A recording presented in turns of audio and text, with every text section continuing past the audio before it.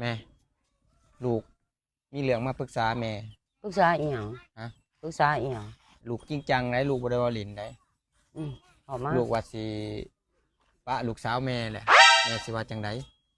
เป็นหยังจังสิป่าคือยังถือต้องปองดองกันอยู่มันกะบ่มีหยังหลายดอกแม่เอ้ยนะคือโอ้บ่อยากเว้าดอกแม่เรื่อง เว้า แม่ ออกมาโลดบ่พอใจอีหยังเจ้าก็ออกมาลูกบ่พอใจอีหยังกัน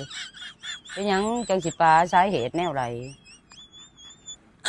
โอ้ยเว้าดีบ่แม่ เว้าโลด ไม่เคย เขาว่าหัว รู้เว้าดีได้แม่ หัวอีหยังล่ะเว้าออกมานี่อีหยัง โอเคเนี่ยเว้าดีบ่แม่ มันก็เว้าออกมาแนวไรบ่พอมกพอใจแม่ก็สิได้สั่งสอนมัน ว่า คันมันบ่ถือบ่ต้องคันมันเนี่ยเป็นอีหยังก็ดี